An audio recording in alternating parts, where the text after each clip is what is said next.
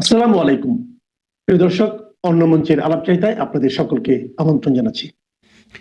আজকে যে বিষয়টি নিয়ে কথা বলতে চাই সেটি হচ্ছে, আপনারা জানেন সাম্প্রতিক সময়ে গতকাল 25শে ডিসেম্বর ক্রিসমাস ডেতে তারেক রহমান সাহেব, যিনি বর্তমানে আওয়ামী লীগের অ্যাবসেন্সে বাংলাদেশের সবচেয়ে বেশি মানুষের যে সংগঠন, সেই সংগঠনটি বাংলাদেশ জাতীয়তাবাদী দল অর্থাৎ বিএনপির ডিফ্যাক্টো প্রধান।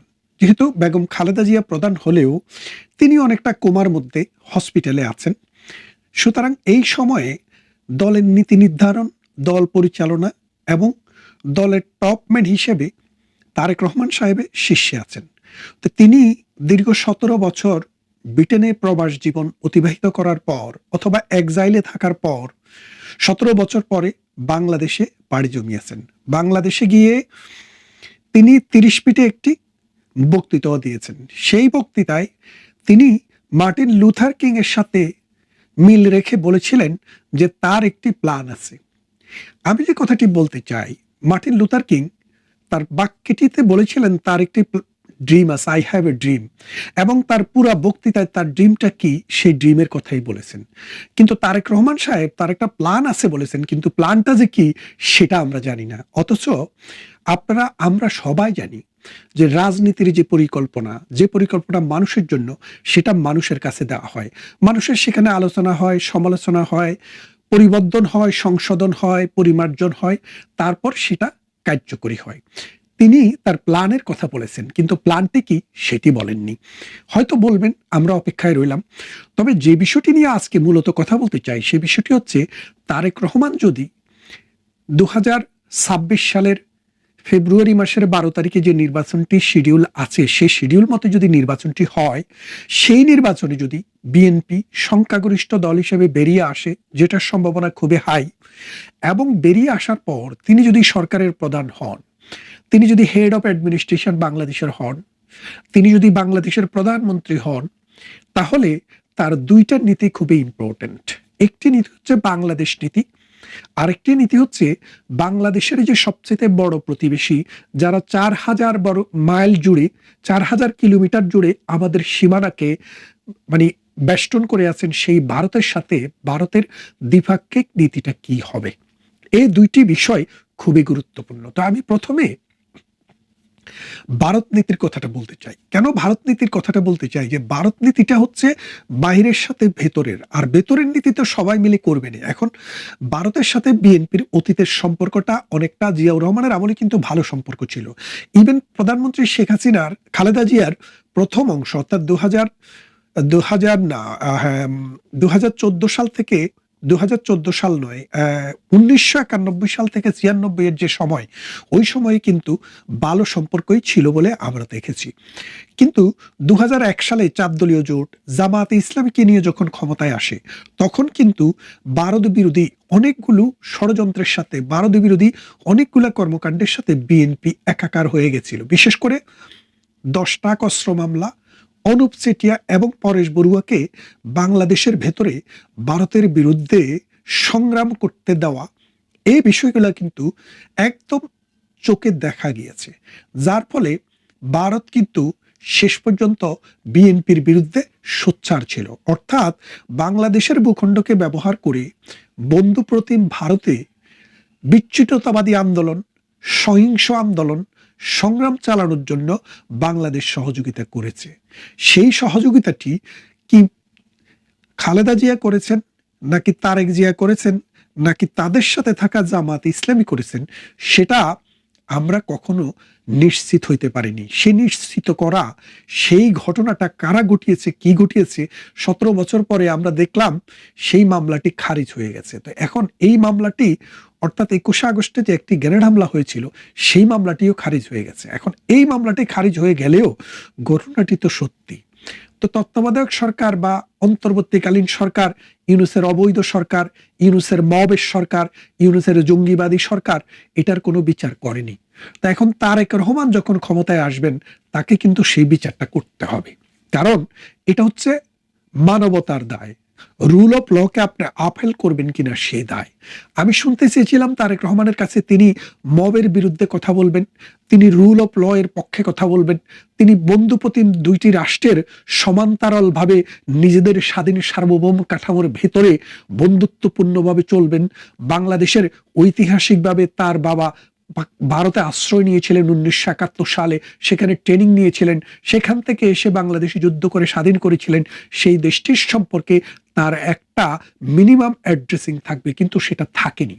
না থাকাটা বিচিত্র কিছু নয়, কিন্তু এখন কথা হচ্ছে এই যে অনুপ চেটিয়া, পরেশ বড়ুয়া এবং দশটা কস্ত্র, এই বিষয়টা থেকে কি উনি সরে আসবেন, নাকি উনি ক্ষমতায় আসলে আবারও ভারতের অখণ্ডতাকে বিনষ্ট করার জন্য ভারতের বিদ্রোহীদেরকে জায়গা দিবেন এবং বাংলাদেশের উপর দিয়ে ভারতে অস্ত্রের চালান পাঠাবেন কি পাঠাবেন না, এটা একটা বড় বিষয়।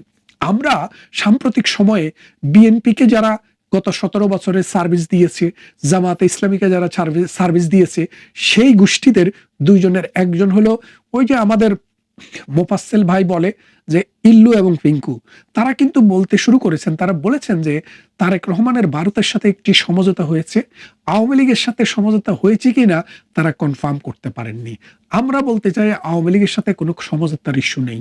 বাংলাদেশ স্বাধীন দেশ, এই দেশের আওয়ামী লীগও একটি দল, বিএনপিও একটি দল, কিন্তু ভারত একটি বিদেশি শক্তি। যেহেতু বর্তমান সরকার যেটি ক্ষমতায় আছে এদের প্রভু হচ্ছে বিদেশে, কারণ আমেরিকা, ভারত, ব্রিটেন অথবা অন্যান্য আরো কোনো দেশ, পাকিস্তান। তো এখন এই জন্যই বিদেশিদের সাথে সম্পর্কটা খুবই গুরুত্বপূর্ণভাবে দেখা দিয়েছে।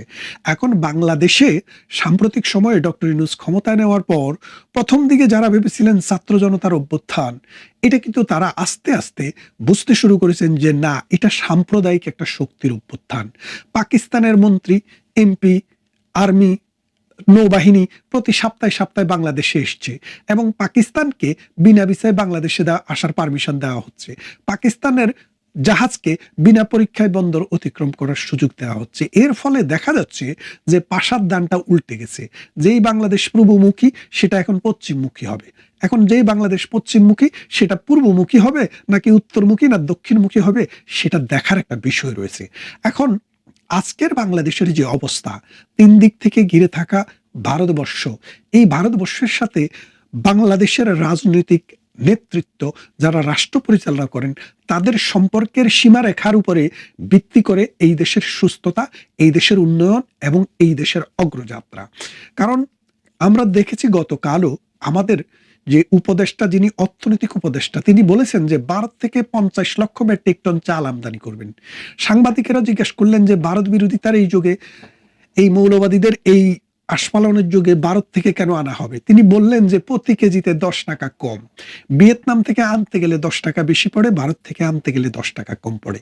এই অর্থনীতিবিদ নিজে যে কথাটি বলেছেন এটি একটি স্বচ্ছ কথা। আমরা বহুবার বলে এসেছি ভারতের সাথে আমাদের যে 8 থেকে 10 বিলিয়নের যে ট্রেড, এই ট্রেডিংটা বাংলাদেশিরা করে শুধুমাত্র ভারতের কাছ থেকে কম দামে পাওয়া যায় বলে। যদি ভারত থেকে এর চেয়ে কম দামে কোথাও পাওয়া যেত তাহলে ভারতকে আমরা কখনো, এই বিএনপি গভর্নমেন্ট, এই জামাতি গভর্নমেন্ট অথবা এই ডক্টর ইউনূসের অবৈধ গভর্নমেন্ট কখনো সাপোর্ট করতো না।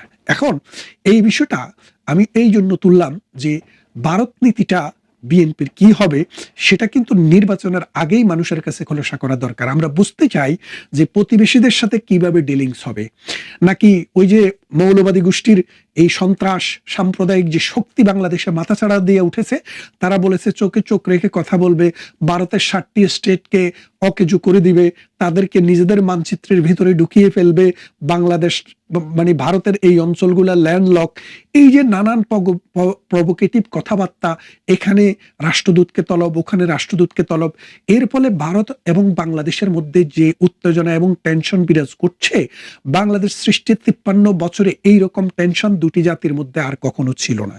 এখন এই টেনশন দূর করার ক্ষেত্রে রাষ্ট্র কতটা সাকসেসফুল হয়, কারণ আপনি দুইটা দেশ, প্রতিবেশী দুইটা দেশের মধ্যে যুদ্ধংদেহী অবস্থায় বিরাজ রেখে কখনো আপনি এই আশা করতে পারেন না যে আপনার রাষ্ট্রের সুষম বিকাশ হবে, যেখানে আপনি এককভাবে 10 বিলিয়নের মতো তার সাথে ট্রেড করেন। এখন বাংলাদেশের অর্থনীতি, বাংলাদেশের রাজনীতি, বাংলাদেশের সমাজনীতি, বাংলাদেশের শিল্প, সাহিত্য, সংস্কৃতি সবকিছুর সাথে কিন্তু ভারতের একটা একদম ক্লোজলি কানেক্টেড। কেন কানেক্টেড? আমাদের যে কবির পাশে এই সাউয়া হাদিকে যেখানে কবর দেওয়া হয়েছে, সেই নজরুলের জন্ম ভারতে, বেড়ে ওঠা ভারতে, তিনি নির্বাচনও করেছিলেন 1922-23 সালের দিকে ভারতে।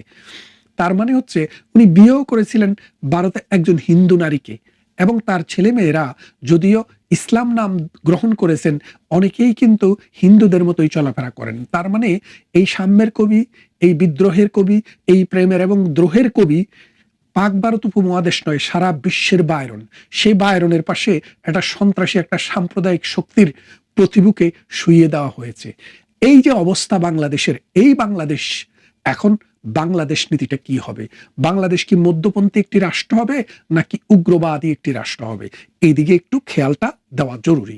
এবং এই জন্যই আমার দ্বিতীয় অংশটাতে বাংলাদেশ নীতির কথা বলছি। বাংলাদেশ কি ভারতের সাথে বন্ধুত্ব করবে নাকি পাকিস্তানের সাথে বন্ধুত্ব করবে, নাকি আগের অবস্থানে স্থায়ী থাকবে? ডক্টর ইউনূস যেভাবে বাংলাদেশকে রেডিকালাইজ একটা রাষ্ট্রের দিকে নিয়ে গেছে, তার ক্ষমতাকে পাকাপোক্ত করার জন্য প্রথম আলোতে যেভাবে আগুন দিয়েছে, ডেইলি স্টারে যেভাবে আগুন দিয়েছে, নুরুল পাগলাকে যেভাবে কবর থেকে তুলে যারা জ্বালিয়ে দিয়েছে তাদের বিরুদ্ধে কোনো ব্যবস্থা নেয়নি, বঙ্গবন্ধুর বাড়িটিকে, বাংলাদেশের স্বাধীনতার স্মারক 32 নম্বরকে যেভাবে পোড়ানো হয়েছে এবং অসংখ্য মানুষের বাড়িঘরে যেভাবে বুলডোজার চালানো হয়েছে, সেই বিষয়গুলোতে বাংলাদেশের নীতিটা কি হবে? বাংলাদেশ কি এইসব অন্যায় অত্যাচারের বিচার করবে নাকি আয়ামে জাহেলিয়াতের মতো এগুলাকে ছেড়ে দেওয়া হবে? এখন বাংলাদেশ যদি নীতি হয় যে রুল অফ ল, অর্থাৎ আইন, তার শাসন, আইনের শাসন থাকবে, যে অপরাধী সে আওয়ামী লীগ হোক, বিএনপি হোক, জাতীয় পার্টি হোক, জামাত হোক, অথবা অন্য কোনো দলমতের হোক, আইনের ভিত্তিতে তার বিচার হবে নাকি তাকে ছাড় দেওয়া হবে? যদি তাকে ছাড় দেওয়া হয়, বিচার যদি তার করা না হয়, যদি বিচারের সংস্কৃতি না থেকে বিচারহীনতার সংস্কৃতিটা বাংলাদেশে প্রলং হয়, তাহলে আগামী দিনের দেশ তারেক রহমানের পক্ষে পরিচালনা করা খুব দুরূহ হয়ে পড়বে। এখন এই জন্যই আমরা বুঝতে চাচ্ছি প্রতিবেশীর সাথে সম্পর্ক, পাশাপাশি ইন্টারনাল রাষ্ট্রের রাষ্ট্র পরিচালনার নীতিটা কি হবে?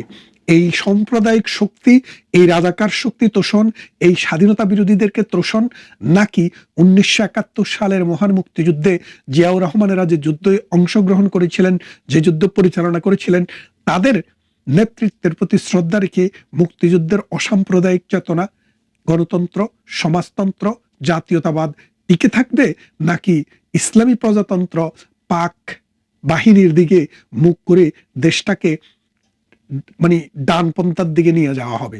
সেই বিষয়টা একটা গুরুত্বপূর্ণ বিষয়। কারণ আমাদের যে সংস্কৃতি, আমাদের অসংখ্য যাত্রা শিল্পী রয়েছেন, আমাদের অসংখ্য জারি গানের শিল্পী রয়েছেন, মুর্শিদি মারফতি কীর্তনের শিল্পী রয়েছেন, বাউল রয়েছেন, বাটিয়ালি বাওয়াইয়া গাওয়ার লোক রয়েছেন, নৃত্যশিল্পী আছেন, গায়ক আছেন, নায়ক আছেন।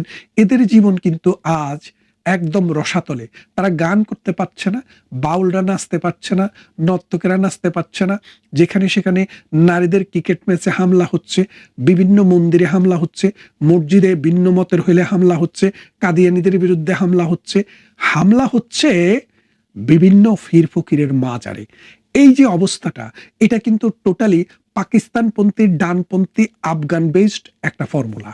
এখন তারেক রহমান এই ফর্মুলাতেই থাকবেন, নাকি 1991 সাল থেকে 1996 সাল পর্যন্ত বেগম খালেদা জিয়ার নেতৃত্বে যে সরকার ছিল সেই নীতি আদর্শে ফিরে যাবেন? সেটা এখন দেখার ব্যাপার। এবং সেটার উপরেই বাংলাদেশের ভবিষ্যৎ এবং বাংলাদেশের সামনের দিন কেমন যাবে, বাংলাদেশ কোথায় যাবে, সেটা নির্ভর করে। আমরা দেখি তারেক রহমানের যদি শুভ বুদ্ধির উদয় হয়, তাহলে বুদ্ধির মুক্তি, চিন্তার স্বাধীনতা, বহুমাত্রিক চেতনা, অসাম্প্রদায়িক চেতনা, প্রতিবেশীদের সাথে সুসম্পর্ক এবং গণতান্ত্রিক হেরিটেজের প্রতি, মুক্তিযুদ্ধের প্রতি সম্মান দেখিয়ে তিনি নীতি প্রণয়ন করবেন, যেটা ভোটের আগেই মানুষের কাছে দিবেন বলে আমরা বিশ্বাস করি। এবং উনার শুধু একটা প্ল্যান আছে, পরিকল্পনা আছে বললে হবে না, সেই পরিকল্পনাটা কি সেটা দেশের মানুষকে খোলসা করতে হবে। তা না হলে মানুষ অন্ধকারে থাকবে, বিভ্রান্ত থাকবে। এই বিভ্রান্ত এবং অন্ধকারের ভেতরে সঠিক নেতৃত্ব নির্বাচন করা সম্ভব নয়। আসুন অন্ধকার কেটে যাক, আমরা তারেক রহমানের প্ল্যানটি শুনতে চাই। ভালো থাকবেন। মুহূর্তে আপনাদের সামনে কথা বলতে এসে তারেক রহমান প্রত্যাবর্তন পরবর্তী বাংলাদেশে কড়া নজর রাখছে ভারত। 2026 সালের ফেব্রুয়ারিতে অনুষ্ঠেয় বাংলাদেশের সাধারণ নির্বাচনকে সামনে রেখে রাজনৈতিক পরিস্থিতি নিবিড়ভাবে পর্যবেক্ষণ করছে ভারত। বিশেষ করে বিএনপির ভারপ্রাপ্ত চেয়ারম্যান তারেক রহমানের দীর্ঘ প্রবাস জীবন শেষে দেশে ফেরার পর সৃষ্ট নতুন রাজনৈতিক মেরুকরণ নয়াদিল্লির বিশেষ নজরে রয়েছে। শুক্রবার ভারতের পররাষ্ট্র মন্ত্রণালয়ের সাপ্তাহিক প্রেস ব্রিফিংয়ে মন্ত্রণালয়ের মুখপাত্র রণধীর জয়সওয়াল সাংবাদিকদের সঙ্গে আলাপ করে একথা জানান। সেখানে বাংলাদেশে দীপুচন্দ্র দাস ও অমৃত মণ্ডলের হত্যাকাণ্ডের ঘটনায় গভীর উদ্বেগ প্রকাশ করেন তিনি। পররাষ্ট্র মন্ত্রণালয় জানিয়েছে, তারেক রহমানের দেশে ফেরার পর বাংলাদেশের রাজনৈতিক প্রেক্ষাপটে যে পরিবর্তনগুলো ঘটছে ভারত তা গুরুত্বের সঙ্গে পর্যবেক্ষণ করছে। নির্বাচনের মাত্র কয়েক মাস আগে এই প্রভাবশালী রাজনৈতিক নেতার প্রত্যাবর্তনের একটি বিশেষ ডেভেলপমেন্ট হিসেবে দেখা হচ্ছে। ভারত মনে করে সামগ্রিক রাজনৈতিক ও সামাজিক পরিবেশের ওপর এর প্রভাব সুদূর প্রসারী হতে পারে। আমরা প্রথমবারের মতো ভারতের অফিসিয়াল বক্তব্য পেলাম। ভারতের পররাষ্ট্র মন্ত্রণালয়ের মুখপাত্র রণধীর জয়সওয়াল তারেক রহমানের ফেরাকে একটি বিশেষ ডেভেলপমেন্ট হিসেবে দেখছেন। আপনারা যে যে গল্পই ফাদুন না কেন কিংবা আওয়ামী লীগ শিবিরে হতাশা কাজ করা শুরু করুক না কেন, এটা আওয়ামী লীগের জন্য যে একটা ভালো কিছু হতে যাচ্ছে অফিসিয়াল স্টেটমেন্ট সেটি কিন্তু বলে। আজকে আমি আর একটা ভিডিওতে বলেছি বা বলবো যে আওয়ামী লীগাররা পর্যন্ত ভারত বিরোধিতা না বুঝে ভারত বিরোধিতা শুরু করতে পারে যে আওয়ামী লীগকে কেন ক্ষমতায় বসিয়ে দেওয়া হলো না, তারেক রহমানকে কেন এগিয়ে দেওয়া হলো। এই জন্য আওয়ামী লীগাররা, অর্থাৎ এই আওয়ামী লীগাররা আসলে নির্বোধ আওয়ামী লীগার। এই নির্বুদ্ধিতার কারণে আওয়ামী লীগের আজকে এই পরিণতি। এই নির্বোধরা একদম তৃণমূলের ছোট্ট একটা কর্মী যেমন আছে, অনেক সেন্ট্রাল লিডারও আছে। এই নির্বোধ অ্যাটিটিউড থেকে, নির্বুদ্ধিতা থেকে বেরিয়ে আসতে হবে, এছাড়া মুক্তি নেই। তারেক রহমান এসছেন বাংলাদেশের রাজনীতি একটা ভিন্ন জায়গায় যাবার জন্য এসছেন। তারেক রহমান যদি না আসতেন তাহলে যে বাংলাদেশটা হতো, জঙ্গি গোষ্ঠী দখল করে ফেলতো, সেই বাংলাদেশটা কি আপনাদের ভালো লাগতো? নিশ্চয়ই ভালো লাগতো না। যেদিকে যাবেন সেটাই আপনার অপছন্দ হবে। কিছু মানুষ সবসময় থাকে। যাই হোক, এটি খুবই ইতিবাচক, আমরা ইতিবাচক ভাবে দেখেছি, ভারতও ইতিবাচক ভাবে দেখছে। মুখপাত্র রণধীর জয়সওয়াল পুনরায় জোর দিয়ে বললেন যে ভারত সবসময় বাংলাদেশের গণতান্ত্রিক প্রক্রিয়ার পক্ষে, ভারত বাংলাদেশের জনগণের সঙ্গে সম্পর্ক সুদৃঢ় করতে বদ্ধপরিকর। আমরা সেখানে শান্তি ও স্থিতিশীলতা চাই। শুরু থেকেই আমরা বাংলাদেশে একটি অবাধ, সুষ্ঠু, অন্তর্ভুক্তিমূলক এবং অংশগ্রহণমূলক নির্বাচনের আহ্বান জানিয়ে আসছি। আবারও গতকালকের বিবৃতিতেও কিন্তু রণধীর জয়সওয়াল বলেছেন অন্তর্ভুক্তিমূলক নির্বাচনের কথা। সেখান থেকে কিন্তু তারা বের হচ্ছেন না। অন্তর্ভুক্তিমূলক মানে আওয়ামী লীগের অংশগ্রহণ, 14 দলের অংশগ্রহণ, আওয়ামী লীগের শরিক দলগুলোর অংশগ্রহণের কথা কিন্তু বারবার বলে আসছেন। তারেক রহমানের প্রত্যাবর্তন ও নির্বাচনী আলোচনার সমান্তরালে বাংলাদেশে হিন্দুদের ওপর চলমান হামলা ও হত্যাকাণ্ডের তীব্র নিন্দা জানিয়েছে ভারত। সম্প্রতি রাজবাড়ীতে অমৃত মণ্ডল এবং ময়মনসিংহে দীপুচন্দ্র দাস নামে 2 হিন্দু যুবককে পিটিয়ে হত্যার ঘটনায় গভীর উদ্বেগ প্রকাশ করেছে নয়াদিল্লি। গতকালকেও উদ্বেগ প্রকাশ করেছে, আগে থেকেই কয়েকদিন যাবতীয় উদ্বেগ প্রকাশ করছে। এমনকি বিক্ষোভ, আন্দোলন, মিছিল হচ্ছে ভারতের বিভিন্ন জায়গায়। ভারতের পররাষ্ট্র মন্ত্রণালয়ের তথ্য মতে ডক্টর মোহাম্মদ ইউনূসের নেতৃত্বাধীন অন্তর্বর্তীকালীন সরকারের আমলে সংখ্যালঘুদের উপর 2900-র বেশি সহিংসতার ঘটনা ঘটেছে। এর মধ্যে হত্যা, অগ্নিসংযোগ এবং জমি দখলের মতো গুরুতর অভিযোগ রয়েছে। জয়সওয়াল বলেন, সংখ্যালঘুদের প্রতি এই অবিরাম শত্রুতা অত্যন্ত উদ্বেগজনক। আমরা এই হত্যাকাণ্ডের নিন্দা জানাই এবং দোষীদের দৃষ্টান্তমূলক শাস্তির প্রত্যাশা করছি। আমরাও প্রত্যাশা করছি যে এই হত্যাকাণ্ডগুলোর যারা ঘটিয়েছে তারা গ্রেপ্তার হবে, তাদের শাস্তি নিশ্চিত হবে এবং বাংলাদেশ একটা স্থিতিশীল বাংলাদেশের দিকে যাবে। এই যে 12 ফেব্রুয়ারি নির্বাচনে আওয়ামী লীগ এখনো অংশগ্রহণ করতে পারবে কিনা সে ব্যাপারে আমরা জানি না, কিছুই জানি না। আজকে যদি বিএনপি দাবি করে যে না আওয়ামী লীগ অংশগ্রহণ করবে, তাহলে কিন্তু সিনারি অন্যরকম হয়ে যাবে। কিন্তু বিএনপি হয়তো এই 12 ফেব্রুয়ারিকে কেন্দ্র করে সেই দাবিটা করবে না, একতরফা নির্বাচনে পা দেবে এবং এই পা দেওয়াটা ক্ষমতা চিরস্থায়ী করবে না, অন্ততপক্ষে আপাতত হয়তো জঙ্গিদের হাত থেকে রক্ষা করবে। সবাই আমরা সেটাই চাইছি, ভারত সেটা চাইছে, আমরাও চাইছি, আমরা বাংলাদেশের নাগরিকও সেটা চাইছি, অন্ততপক্ষে জঙ্গি ঠেকাও। এই মুহূর্তে আমাদের এটি সবচেয়ে বড় প্রয়োজন। আমরা সবাই একমত, ভারত একমত, বিশ্ব একমত, আমরা বাংলাদেশের যারা একটু চারপাশ দিয়ে চিন্তা করতে চেষ্টা করি, আপনি চিন্তা করুন, আপনার মগজটাকে একটু উন্মুক্ত করে চিন্তা করুন, তাহলেই বুঝতে পারবেন যে আপাতত এই জঙ্গিদের হাত থেকে রক্ষা পাওয়াটা সবচেয়ে বড় কাজ। 12 ফেব্রুয়ারি যদি একপাক্ষিক নির্বাচন হয়ও, সেখানেও মঙ্গল নিহিত আছে। আমি মঙ্গলই দেখছি এই মুহূর্তে, কারণ বিএনপিও হারিয়ে যেতে বসেছিল, আওয়ামী লীগকে তো নাই করে দিয়েছে জঙ্গি গোষ্ঠী। বিএনপিও যদি হারিয়ে যেত তাহলে কি পরিণতি হতো সেটা ভাবলেও গা শিউরে উঠবার মতো অবস্থা। যাই হোক, আমরা প্রত্যাশা করি, ভারত নজর রাখছে, আমরাও নজর রাখছি দেশে আসলে কি ঘটছে।